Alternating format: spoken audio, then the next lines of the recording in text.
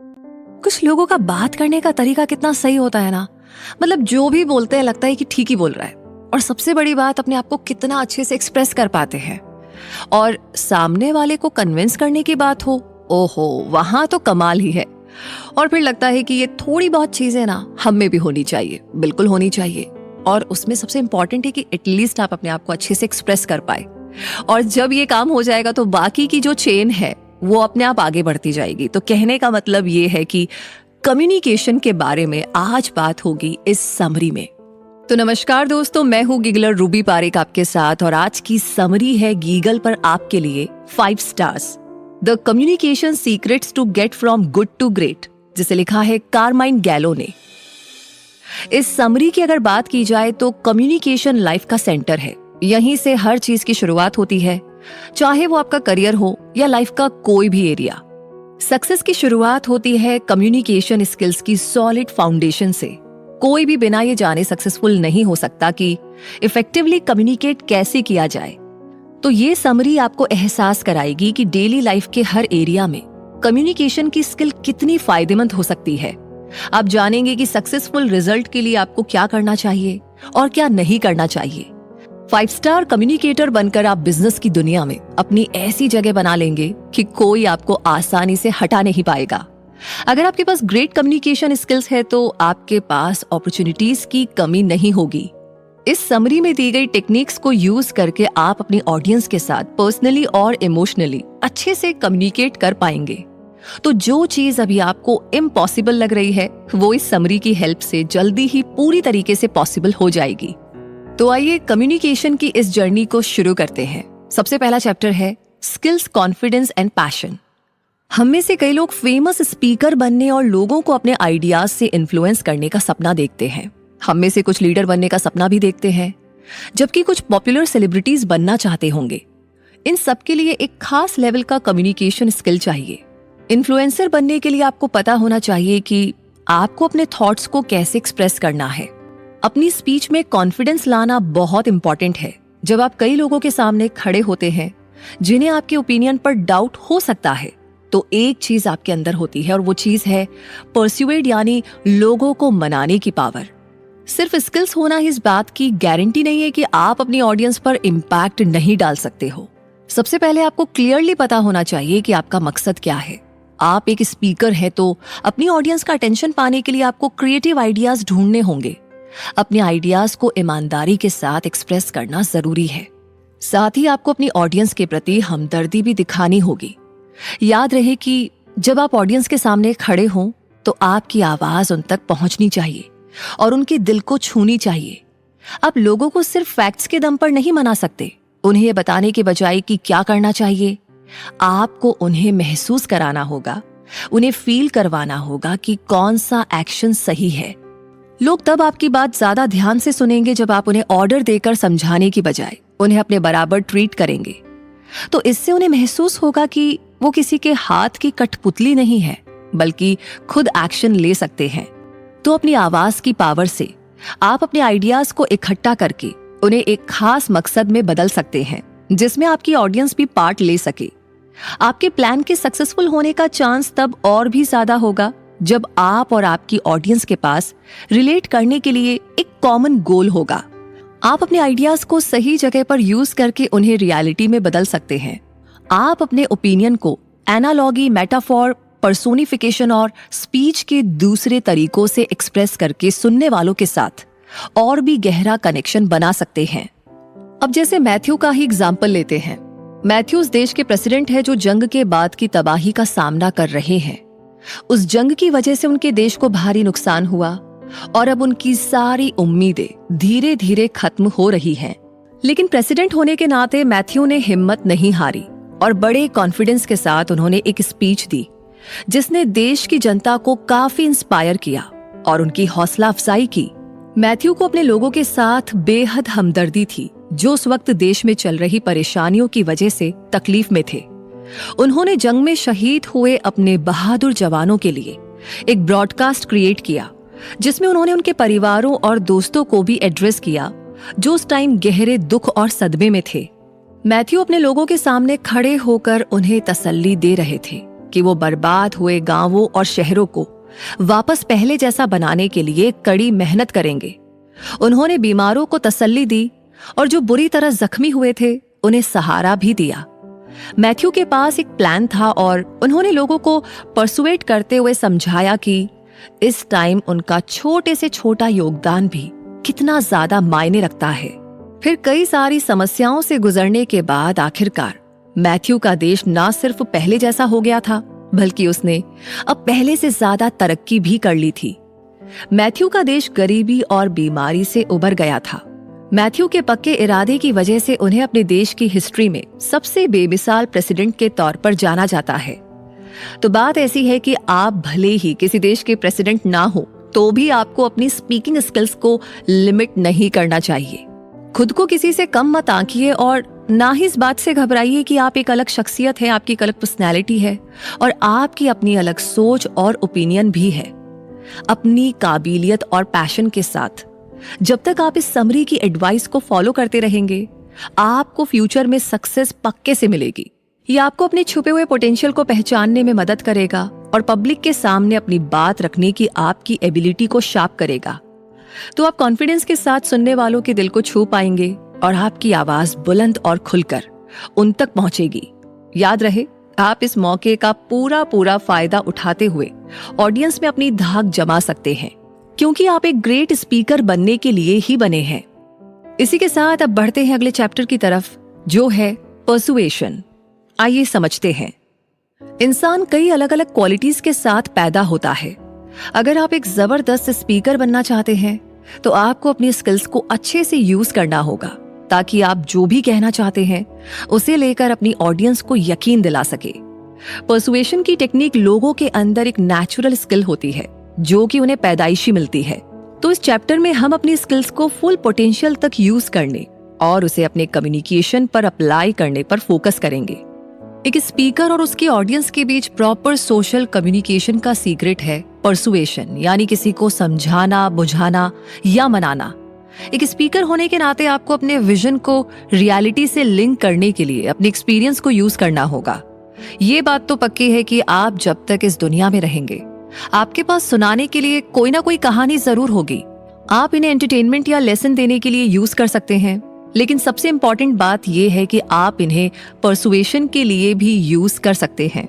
जो चैलेंजेस आपने फेस किए हैं उन्हें अपने फायदे के लिए यूज कीजिए। ये एक जरूरी स्टेप है खुद को इम्प्रूव करने के लिए। एक स्पीकर के तौर पर दूसरों को मनाने से पहले आपको खुद को मनाना या समझाना होगा। जब लोग ऐसे मुद्दों पर बात करते हैं जिनके बारे में उन्हें खुद क्लियरली पता नहीं होता है, तो अक्सर ऐसे लोग अपने मैसेज डिलीवर करने में फेल हो जाते हैं। आखिर आप किसी चैलेंज को कैसे पार कर सकते हैं जब आपको उसके मैकेनिक्स के बारे में मालूम ही ना हो।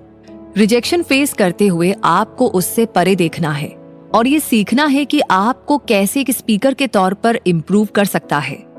जो एरिया आपकी एक्सपर्टीज से बाहर है उनमें आपको चैलेंज का सामना करना पड़ता है, हालांकि आपकी लगन आपको आगे बढ़ने में हेल्प करती है। ये ध्यान रहे कि अपनी ऑडियंस के प्रति हमदर्दी बनाए रखना जरूरी है। अगर आप उनसे बॉन्ड कर पाए तो अपने गोल तक पहुंचने के आपके चांस ज्यादा होंगे। कम्युनिकेशन स्किल्स और आइडियाज हमेशा एक दूसरे से जुड़े होते हैं। चाहे आपके पास दूसरों से बेटर आइडिया हो, तब भी अगर आप पर्सुएट करना नहीं जानते हैं तो आपका आइडिया किसी भी काम का नहीं होगा। तो जो लोग कम्युनिकेट करने में स्किल्ड होते हैं वो दूसरों के मुकाबले ज्यादा सक्सेसफुल होते हैं, फिर चाहे उनके आइडियाज बोरिंग ही क्यों ना हो। हर चीज पर्सुएशन से शुरू होती है। आपके ग्रेट आइडियाज किसी काम के नहीं है अगर आप ये नहीं जानते कि खुद को एक्सप्रेस कैसे करना है। ग्रेट स्पीकर्स अपनी कम्युनिकेशन स्किल्स और आइडियाज दोनों को बैलेंस करते हुए अपनी टारगेट ऑडियंस को कन्विंस करने की कोशिश करते हैं। इन एबिलिटीज के साथ आप अपने सुनने वालों को अपनी बात और प्लान से जरूर अट्रैक्ट कर पाएंगे। ये आपके ऑडियंस के अंदर काम करने और आपके आइडिया को फॉलो करने की इच्छा जगाएगा, क्योंकि आप उन्हें ये समझा पाएंगे कि आपका प्लान क्यों इंपॉर्टेंट और जरूरी है। चलिए यहाँ पर हम ओलिवर का एग्जाम्पल लेते हैं। ओलिवर एक एम्प्लॉय है जो एक फेमस कंपनी में पिछले 8 सालों से काम करता आ रहा है। ओलिवर अपने डिवीजन में सबसे ज्यादा स्किल्ड वर्कर है। उसने ऐसी कई इन्वेंशन की है जिसने कंपनी की रेपुटेशन में 4 चांद लगा दिए हैं। इतना स्किल्ड वर्कर होने के बाद भी उसे अपने करियर में एक बार भी प्रमोशन नहीं मिला है।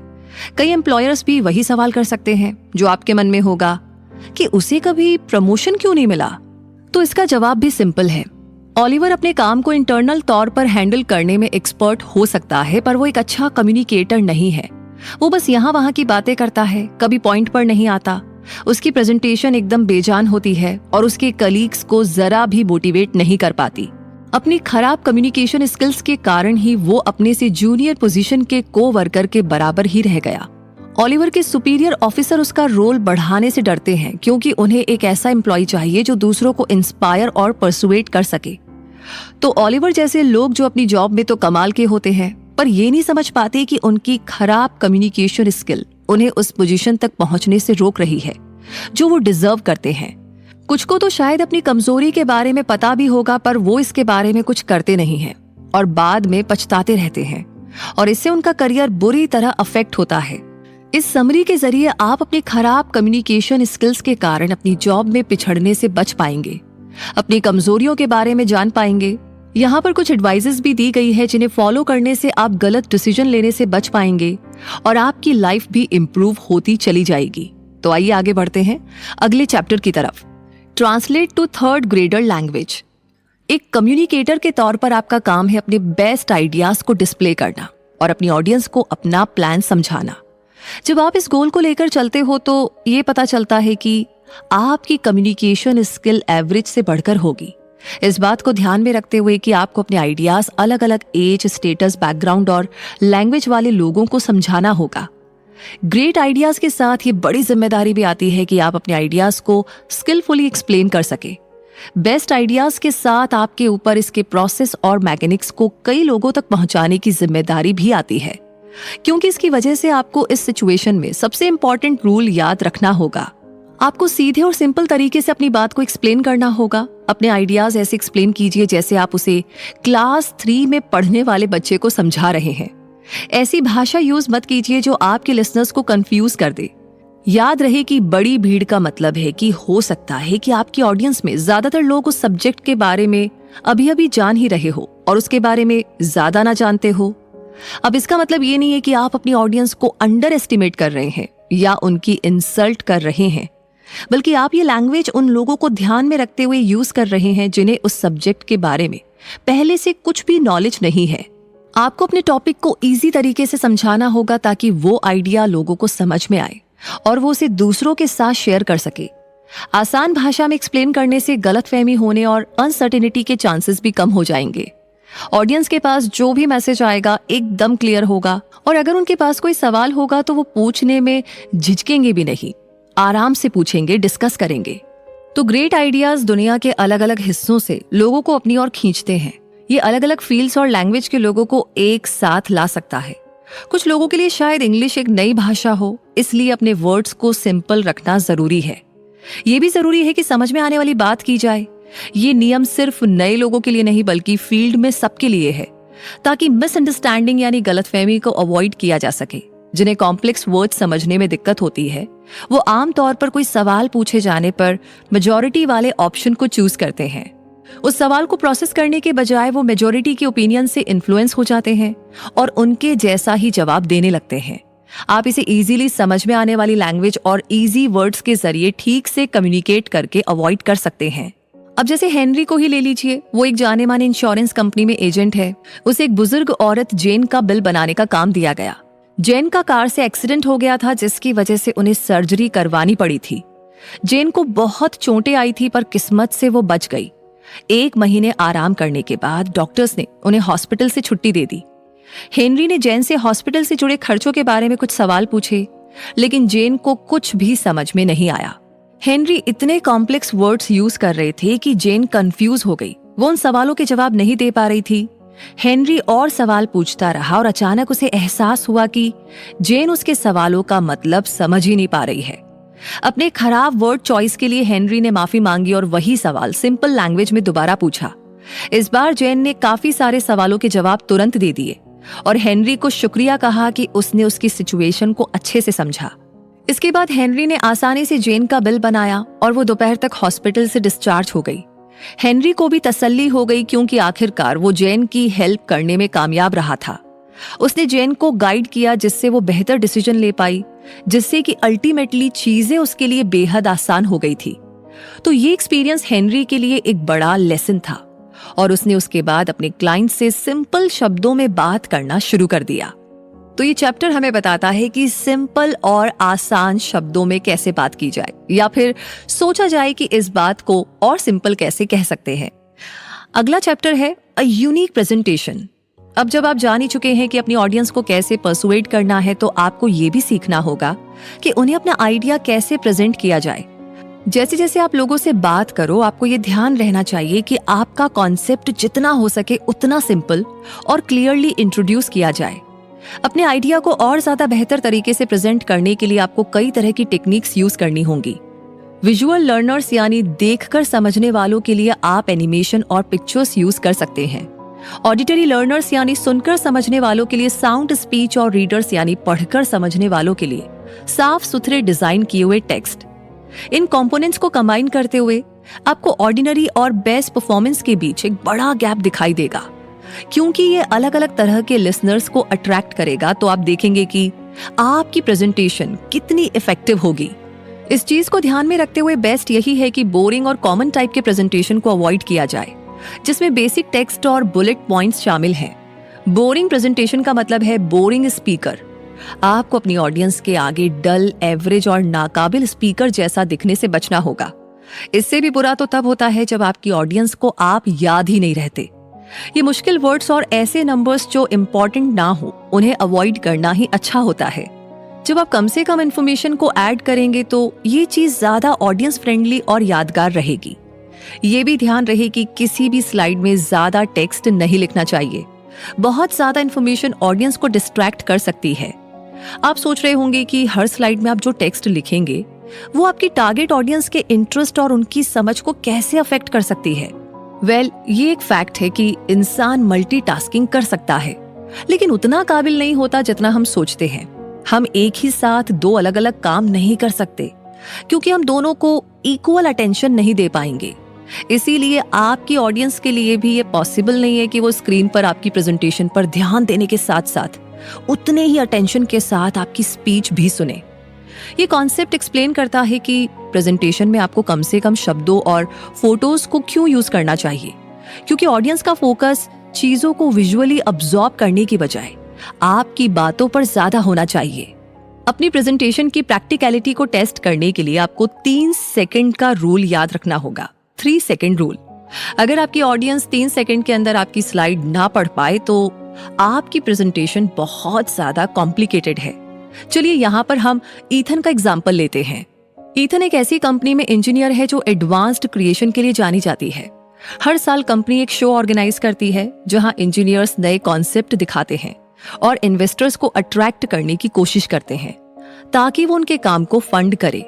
हर साल ईथन को अपने आइडिया को प्रेजेंट करने में बड़ी दिक्कत होती है, हालांकि उसका काम इनोवेटिव होता है। इसके बावजूद वो लोगों का ध्यान नहीं खींच पाता, कोई उसके काम में इंटरेस्ट ही नहीं दिखाता है। इसलिए ईथन को नॉन एक्सपर्ट्स को यह विश्वास दिलाना होगा कि उसके आइडिया में बहुत पोटेंशियल है, और इसके लिए उसे सिंपल टर्म्स में अपनी बात रखते हुए ऐसे समझाना होगा जो ज्यादातर लोगों को इजीली समझ में आए। इस इवेंट के लिए ईथन कम टेक्स्ट और ज्यादा पिक्चर वाली प्रेजेंटेशन क्रिएट करता है। वो इस चीज का भी ध्यान रखता है कि स्पीच में वो सिंपल वर्ड्स यूज करे और कॉन्फिडेंस के साथ जोर से अपनी बात रखे। वो ये भी ध्यान रखता है कि उसके प्रेजेंटेशन की तरह उसकी बॉडी लैंग्वेज और पोस्चर कॉन्फिडेंस से भरा हो।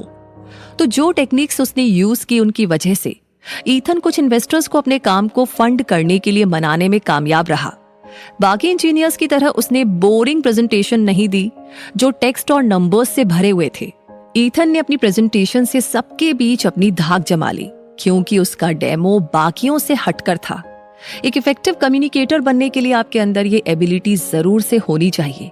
आपको सिंपल बनने की पूरी कोशिश करनी चाहिए ताकि आपकी बात आसानी से दूसरों को समझ में आए। प्रेजेंटेशन बनाते समय ज्यादा फ्लैशी बनने या दिखावा करने की कोशिश बिल्कुल ना करें। अगर सब कुछ क्लियर और सिंपल होगा तो आप भी ईथन की तरह लोगों को मना पाएंगे। तो ये बहुत ही सिंपल सी और प्यारी सी टेक्निक जानने के बाद अब अगला चैप्टर है टेल अ टेल। आइए जानते हैं। एक विजनरी वो होता है जो लोगों को इंस्पायर करके उन्हें लीड करता है। वो किसी भी क्राउड के साथ कनेक्ट कर सकता है और लोगों को अपने पॉइंट्स और आइडियाज समझा सकता है। तो अगर आपका गोल एक भरोसेमंद स्पीकर बनना है तो इस अप्रोच को हमेशा याद रखें। ये अप्रोच आपको बहुत इंप्रूव करेगी। ये आपके लिए ना सिर्फ नए दरवाजे खोलेगी बल्कि मुश्किल से मुश्किल हालात में भी जादू की तरह काम करेगी। इससे पहले के चैप्टर्स में आपने जाना कि अपनी ऑडियंस को कैसे मनाया जाए। अब टाइम आ गया है परसुएशन के सबसे पुराने और सबसे इंपॉर्टेंट फॉर्म को समझने का, जो है पैथोस।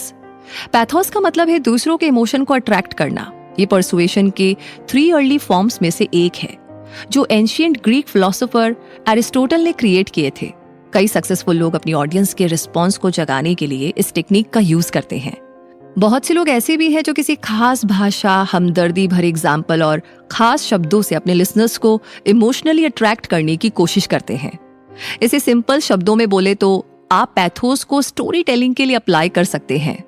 कुछ लोग कुछ खास चीजों के प्रति अट्रैक्ट होते हैं जिसके बैकग्राउंड में स्टोरीज होती हैं।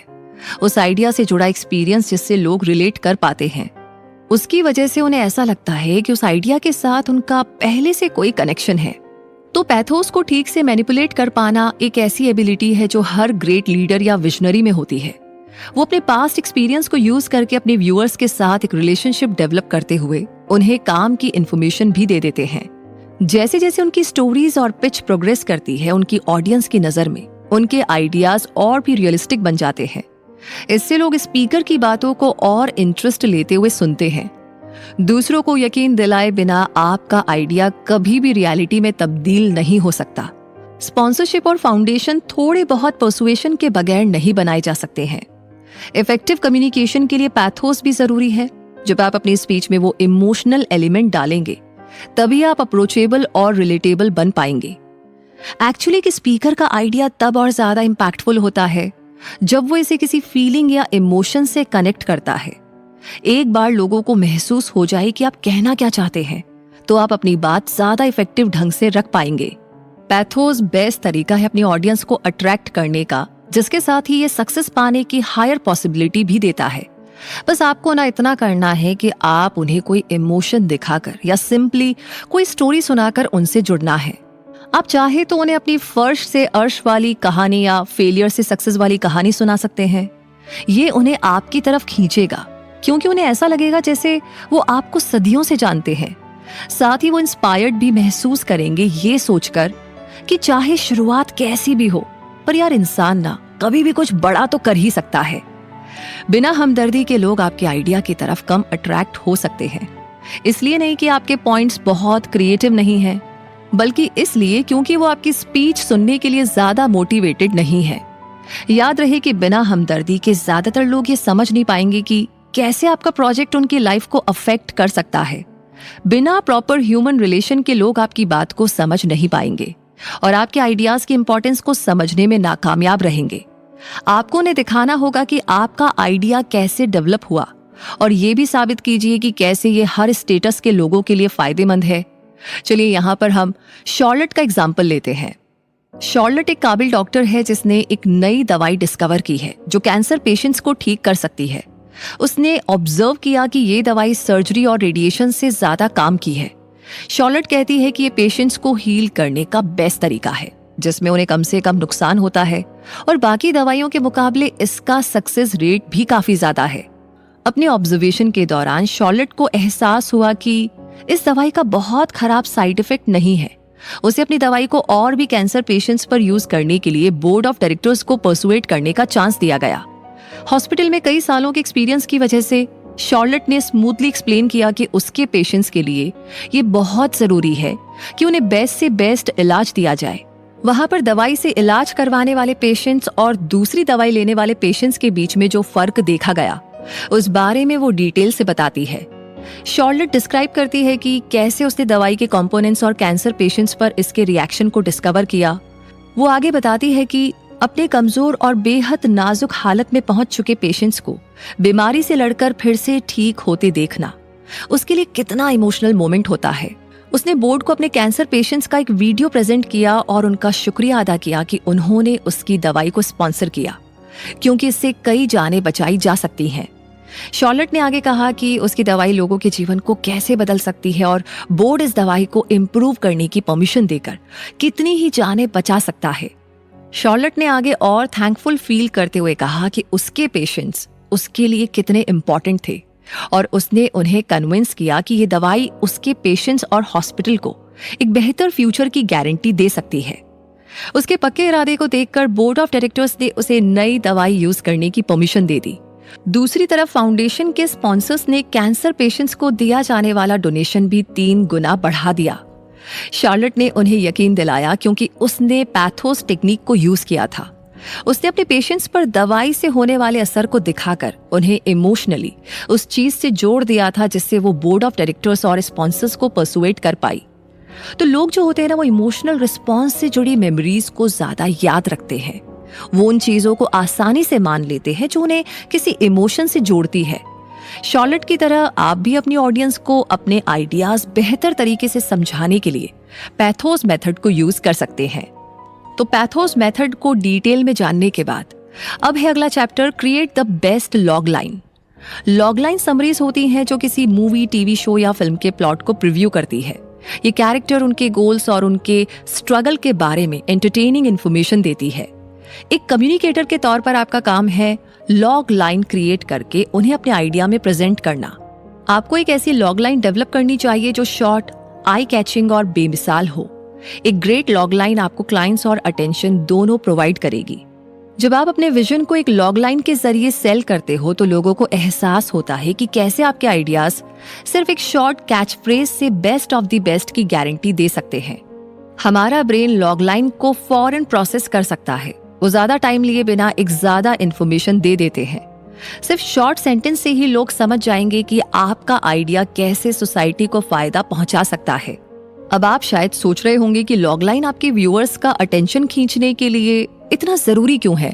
इसका जवाब जितना आप सोच रहे हैं उससे ज्यादा सीधा है। इंसान इतने एडवांस्ड नहीं है कि किसी इवेंट की हर डिटेल को रिकॉर्ड कर सके। हमें यादगार एक्सपीरियंस को किसी इवेंट के हाईलाइट की तरह याद रखने की आदत होती है, लेकिन हमें पैटर्न्स और जनरल मीनिंग्स और मैसेजेस अच्छे से याद रह जाते हैं। इसीलिए लॉग लाइन वो परफेक्ट तरीका है एक लास्टिंग इंप्रेशन डालने का। ये हमें कुछ भी जो शॉर्ट, टू दी पॉइंट और यादगार हो उसे याद रखने में हेल्प करते हैं। कई सक्सेसफुल स्पीकर्स अपनी ऑडियंस को लॉग लाइन के जरिए ही परसुएट करने की कोशिश करते हैं। वो पैथोस के कॉन्सेप्ट और लॉग लाइन को मिक्स करके शॉर्ट लेकिन मीनिंगफुल फ्रेज क्रिएट करते हैं। शॉर्ट मैसेज बड़ी आसानी से ऑडियंस का ध्यान खींच लेता है। तो अब जब आप लॉग लाइन की इंपॉर्टेंस को समझ चुके हो तो ये कुछ एडवाइस है ताकि आप उन्हें लेकर कोई भी गलती ना करें। कुछ आइडियाज को लंबे एक्सप्लेनेशन की जरूरत पड़ती है, कुछ को कई पेज एक्सप्लेनेशन की जरूरत पड़ती है ये समझाने के लिए कि उसके बेसिक्स कैसे काम करते हैं। तो ये एक फैक्ट है कि ग्रेट आइडियाज को ज्यादा इंफॉर्मेशन, स्टैटिस्टिक्स और नंबर्स की जरूरत पड़ती है। जब आप लॉग लाइन क्रिएट करें तो आपको ज्यादा डिटेल्स अवॉइड करनी चाहिए और जरूरी कॉन्सेप्ट पर ही फोकस रखना चाहिए। लॉग लाइन आपको अपने विजन की बड़ी पिक्चर दिखाने में हेल्प करता है। हालांकि ये समरीज की तरह नहीं होते हैं। लॉग लाइन को जितना हो सके उतना छोटा रखना चाहिए और इंफॉर्मेशन देने के बजाय इसमें हाईलाइट किए हुए आइडियाज पर फोकस करना चाहिए। लॉग लाइन को प्रेजेंट करने के लिए एक ग्रेट स्ट्रैटेजी है कि आप मेन आइडिया पर फोकस रखें। दूसरे आइडियाज मेन कॉन्सेप्ट को सपोर्ट करने के लिए क्रिएट किए जाते हैं। उन्हें मेन आइडिया को सपोर्ट करने के लिए यूज किया जाता है और आमतौर पर एक एक्सप्लेनेशन, सपोर्टिंग डिटेल्स वगैरह के तौर पर आते हैं। तो लॉग लाइन क्रिएट करते समय सिर्फ मेन आइडिया पर फोकस करना जरूरी है। एक बार आपको अपनी ऑडियंस का अटेंशन मिल जाए तो आप अपने प्रेजेंटेशन को सपोर्टिंग डिटेल्स की तरफ ले जा सकते हैं। इस टेक्निक को एक ऐसे पेड़ की तरह आप समझ सकते हैं जिसकी कई सारी ब्रांचेस हैं। आप मेन आइडिया पर बेस्ड एक लॉग लाइन क्रिएट करते हो जो कि पेड़ का तना है। इसकी ब्रांचेस बड़ी होती जाएंगी और वो सपोर्टिंग आइडियाज भी ओरिजिनल आइडिया की वजह से ग्रो करते जाएंगे। चलिए हम यहाँ पर ऑड्रे का एग्जाम्पल लेते हैं। ऑड्रे यूनिवर्सिटी में कॉलेज स्टूडेंट है जो टेक्नोलॉजिकल ग्रोथ और इम्प्रूवमेंट में स्पेशलिस्ट है। उसने अलग अलग बायोडिग्रेडेबल, नॉन बायोडिग्रेडेबल और खतरनाक कचरे को अलग अलग करने के लिए एक self separating garbage container create किया। गार्बेज कैन में डालने के बाद ये कंटेनर कचरे को स्कैन करता है। उसने सक्सेसफुली मशीन क्रिएट कर ली और उसका इन्वेंशन दुनिया भर में फेमस हो गया और कई सारी प्रॉब्लम्स को सॉल्व करने का तरीका बन गया। जिसमें नेचर को बचाना भी शामिल था। ऑड्रे ने अपना काम एक कन्वेंशन में डिस्प्ले किया जहां उसने एक बड़ा साइन रखा ताकि लोग उसकी इन्वेंशन को देख सके। पोटेंशियल स्पॉन्सर्स को अट्रैक्ट करने के लिए उसने और ज्यादा सेल्फ सेपरेटिंग गार्बेज कंटेनर्स बना करके एक लॉग लाइन क्रिएट की ताकि उसके खर्चों के लिए फंड जमा हो सके। ऑड्रे ने एक शॉर्ट लॉग लाइन क्रिएट किया जो उसके काम को डिस्क्राइब करता था। उसने लिखा, अ brighter future through self segregating garbage disposal, जिसकी वजह से कई स्पॉन्सर्स ने ऑड्रे को नोटिस किया। जब वो उसके बूथ पर पहुंचे तो उसने उन्हें अपने काम के फायदे के बारे में बताया। कई इन्वेस्टर्स ऑड्रे से काफी इंप्रेस हुए और उसे कई सारे ऑफर्स मिले।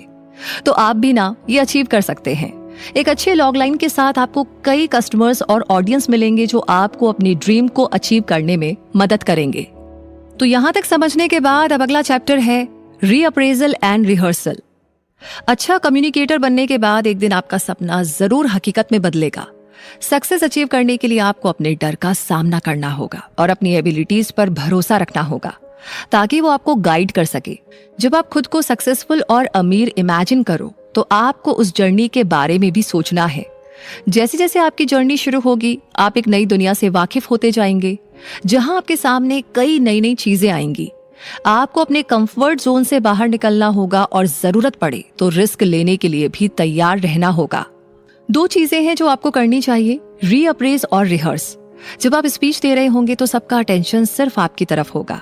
बीच बीच में वो आपकी प्रेजेंटेशन पर नजर डाल रहे होंगे पर आप ही इवेंट के मेन स्टार होंगे। नर्वस होना इस प्रोसेस का एक नॉर्मल पार्ट है, तो यहाँ पर आपको टेंशन नहीं लेनी है। यहाँ तक कि कई बार एक्सपर्ट्स भी नर्वस हो जाते हैं। अगर आप अपनी घबराहट को कम करना चाहते हैं तो अपने टॉपिक के की पॉइंट्स को पहले से प्रैक्टिस कर ले। एक स्क्रिप्ट बनाकर उसे याद करने के बजाय अगर आप की आइडियाज के नोट्स बनाएंगे तो बेहतर होगा, जिससे कि आपके ओपिनियन ऑटोमेटिकली आपके मुंह से निकलेंगे। कई लोगों के सामने स्क्रिप्ट पढ़ना आपको थोड़ा नर्वस कर देगा और आप भूल जाएंगे कि अरे आगे क्या बोलना है। इसलिए ऐसी सिचुएशन को अवॉइड करने के लिए आपको रिहर्स करने की जरूरत पड़ेगी। रिहर्स करते टाइम खुद को मोटिवेट करने के लिए अपनी तारीफ करना बहुत जरूरी है। पॉजिटिव बने रहिए क्योंकि जब आप अपनी ऑडियंस के सामने बोल रहे होंगे तो ये आपको अच्छी सेल्फ इमेज दिखाने में मदद करेगा। खुद को बार बार अप्रेज करने से आपके अंदर मोटिवेशन आएगी कि आपको और भी अच्छा करना है और अपनी स्पीच के दौरान भी आपका कॉन्फिडेंस कम नहीं होगा। खुद को अप्रेज करने का मतलब है खुद को मेजर करना। ये उस इंप्रेशन को अफेक्ट करेगा जो आपका अपनी ऑडियंस पर पड़ता है। उन्हें ऐसा फील होगा कि उन्हें आपकी बात सुननी ही चाहिए। उनकी नजर में आप एक भरोसेमंद इंसान होंगे। किसी रुकावट का सामना करते समय यह ज्यादा बेहतर होगा कि आप उसे एक लर्निंग एक्सपीरियंस की तरह लें। दूसरों की नेगेटिविटी से अपनी एबिलिटीज को कम ना होने दें। इसे एक क्रिटिसिज्म की तरह सोचे जो आपको अपनी परफॉर्मेंस में सुधार करने और सक्सेसफुल बनने के लिए गाइड करेगा। चलिए यहाँ पर हम नोआ का एग्जाम्पल लेते हैं। नोआ एक फादर है जिन्हें अपनी सर्विस के पहले साल में एक बड़े शहर में भेजा गया। अब क्योंकि उनके पास एक्सपीरियंस नहीं था तो नोआ मंच पर बोलने की बात सोचकर काफी ज्यादा नर्वस हो गए और डर भी गए। बेशक वो कंफर्टेबल नहीं थे लेकिन इसके बावजूद उन्होंने तैयारी की और अपनी स्पीच की प्रैक्टिस करने लगे। उन्हें क्या बोलना है, उन्होंने की पॉइंट्स नोट किए, अपने टॉपिक को कई बार दोहराया और खुद को तसल्ली दी कि सब ठीक हो जाएगा। नोआ ने अपनी स्पीच की पहली रिहर्सल की और ऐसे इमेजिन किया जैसे कि वो लोगों के सामने स्पीच दे रहे हैं और लोग बड़े गौर से उनकी बात सुन रहे हैं। रिहर्सल की वजह से उनके अंदर इतना कॉन्फिडेंस आ गया था कि वो इतने सारे लोगों के आगे बोल पाए। उन्होंने अपने आइडियाज को बखूबी डिस्कस किया। वहां पर मौजूद कई लोग नोआ से इंस्पायर हुए और कई ऐसे लोगों को उन्होंने उम्मीद बंधाई जो लाइफ में दुखी और परेशान थे। तो इसी के साथ काफी सारे कॉन्सेप्ट को समझते हुए हम पहुंच गए हैं कंक्लूजन पर, यानी कि इस समरी से हमने क्या सीखा। आइए एक बार फिर से दोहराते हैं। मुद्दा मामला एकदम सिंपल है। सबसे पहले तो आपने ये जाना कि कैसे स्किल्स, कॉन्फिडेंस और पैशन आपस में जुड़े हुए हैं। कॉन्फिडेंस के बिना आप अपनी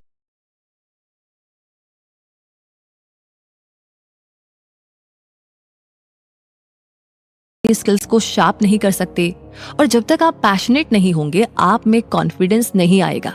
इसलिए आपको सीधे खड़े होकर दूसरों के सामने अपनी एबिलिटीज को दिखाने में झिझकना नहीं चाहिए। दूसरा, आपने सीखा कि लोगों को अपने बेस्ट आइडियाज से कैसे पर्सुएट किया जाए। अच्छे कम्युनिकेशन स्किल का होना जरूरी है क्योंकि ये अपनी ऑडियंस को पर्सुएट करने का पहला स्टेप है। आपका गोल होना चाहिए कि आप सबसे बेस्ट कम्युनिकेटर बने। तीसरा, आपने जाना कि अच्छे आइडियाज ज्यादा लोगों को अट्रैक्ट कर पाते हैं। आपकी ऑडियंस में अलग अलग उम्र, जेंडर, लैंग्वेज, कल्चर के लोग हो सकते हैं, इसलिए आपको क्लियरली और सिंपल शब्दों में बोलना होगा। इस तरह से कोई गलतफहमी या कंफ्यूजन नहीं होगा। अपनी बात रखते टाइम आपको थर्ड लैंग्वेज यूज करनी चाहिए। चौथा, आपने ऐसी प्रेजेंटेशन बनाना सीखा जो फन और इंटरैक्टिव हो, बजाय उन बोरिंग प्रेजेंटेशंस के जो टेक्स्ट से भरी होती है, जानकारियों से भरी होती है। इनके बजाय आप ज्यादा यादगार प्रेजेंटेशन बना सकते हैं जिसमें हर स्लाइड में वर्ड्स कम हो और पिक्चर और एनिमेशन ज्यादा हो। पांचवा, आपने जाना कि हमें दूसरों के साथ हमदर्दी जतानी चाहिए। आपको इस तरह बोलना है जो लोगों के इमोशंस को अपील करे। आप उन्हें अपनी जर्नी और डिस्कवरीज की कहानियां बताते हुए उनके साथ कनेक्शन क्रिएट कर सकते हैं। छठा, आपने जाना कि अटेंशन कैसे अट्रैक्ट की जाती है। एक कैची लॉगलाइन क्रिएट कीजिए जो लोगों को आपके आइडिया की तरफ खींचे। अपनी गोल को एक्सप्रेस करने के लिए और ऑडियंस को कन्विंस करने के लिए कि वो आपको सपोर्ट करे, एक शॉर्ट सेंटेंस ही काफी है। और लास्ट में आपने जाना कि अपने डर और घबराहट को कैसे दूर किया जाए। अपने की आइडियाज को लिखिए और उन्हें बार बार प्रैक्टिस कीजिए।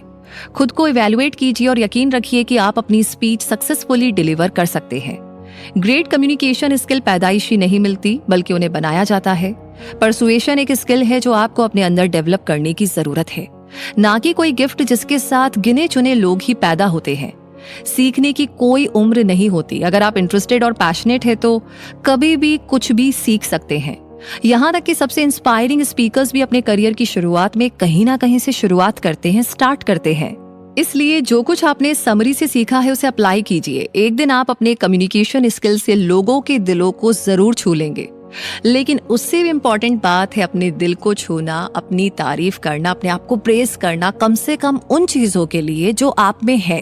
प्रॉब्लम क्या है ना कि जो हम में नहीं है हम उसका बहुत डिंडोरा पीटते हैं, बहुत क्रिटिसाइज करते हैं। अच्छी बात है, लेकिन सबसे पहले जो ऑलरेडी है उसको जस्ट अप्रिशिएट तो कीजिए।